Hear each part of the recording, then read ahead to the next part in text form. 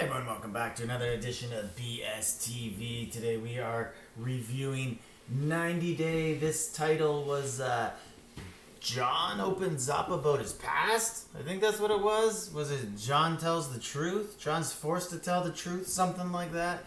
Doesn't matter. Anyways, there was basically three main characters on this. There was also Natalie and Josh, but they were mostly just a preview for next one. And then there was also Mao Sama and her Cuban guy, but they're pretty boring and really not going to cover a fake story where the only story is her police son wants to interrogate the new boyfriend. This one was the best of the episode, I would say. Basically, what you got here is you got Patrick and his wife Thais, who were on 90 Day and were a star of a season, and then their brother John living off their fame, and he has a season on The Single Life, and basically he's in a relationship with this girl Miriam, and it seems like a really fake relationship. And if we're to actually pretend that this is real, I don't know how much it's real, but basically Patrick is sabotaging the relationship, telling he's CBing them, and if you see on the title right there, basically that is something that rhymes with block as the C word, and B word is block. So that's what he's doing to him. He's telling the new girl that he don't want kids. He's not a serious boyfriend. What are you doing, John? John, like, you gonna tell this girl the truth? You gonna tell her you have no long-term commitment here? So if this is real life, Patrick's doing this lady a solid. He's also kind of doing his brother a solid too, because let me tell you, John, you don't want kids? Don't get into a relationship with a girl who has kids. And he's like, I didn't say I didn't want kids. I said I didn't want a baby. And then Patrick looks right at the girl, like, do you want any more kids? She's like, well, I was kind of hoping for another. Like, well, John? But, so, it comes off as Patrick's a good guy, good brother, helping both of them out. I don't think John's too happy. But anyways, it's not a good relationship anyways. John's a little kid, and Patrick and Thais are just laughing at everything that these two are saying. And he's like, you realize this is just another kid you're going to raise, right? Like, my brother's a kid. He can't take care of himself. So that's the story there. I really I do like Patrick. And I think that he could have more seasons. But the only problem is that he has his life together. And 90 Day doesn't like people who have their life together. That's why they've latched onto his brother John, who is obviously some sort of recovering addict, perpetual child. But, Patrick and Thais could have a show like Family Chantel. Like, 90 Day does do success stories also. And then here we got Tyree. He's on a date.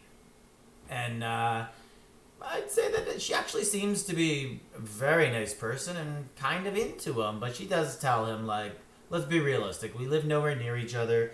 I'm in the military. I move around a lot, and I've been in relationships with long distance, and I've seen people in the military be in long distance relationships, and it never works.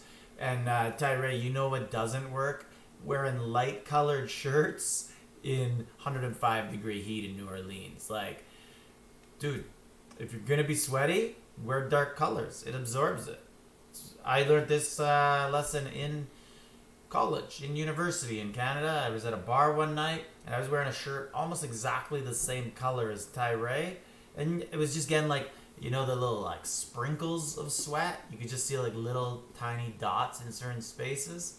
And a friend of mine, actually, Joe Lombardo, came up to me, put his hands on both sides of my body, and my shirt was the color of Tyree's shoulders. I was 20, maybe. Learned my lesson right then.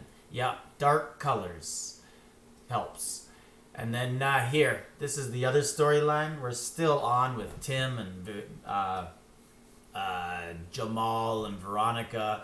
But the story here now, it's evolved into, does Tim actually like the girl he's with? Will he kiss her? And he's like, well, I'm not a first date kind of kissing guy. But, like, Tim, like, if you watch Pillow Talk, Sarper, the Turkish guy who says he slept with 2,500 women, Tim's like, I want some of that.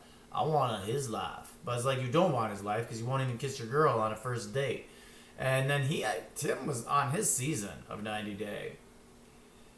He was with one of the best looking girls they've ever had on the show. And she was like straight up being like, are you attracted to girls? Because you won't do anything with me. So, I don't know. There's lots of stories, people dropping innuendos with Tim. Tim wears high-heeled boots with jeans.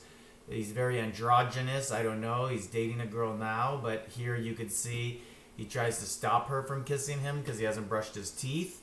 But he does eventually kiss her. But it is overall just a weird situation. I liked him. I think he's one of the best pillow talk people they have. He's very smart, very intelligent. But I feel like there's more behind the scenes that we're not, getting the full picture of Tim. But anyways, hope Tim, and I think her name's Miriam, I wouldn't mind seeing this play out with them double dating all the time with Veronica and Jamal. I like Jamal. I think Jamal is a fun guy. He would be good on the single life. Veronica's good too.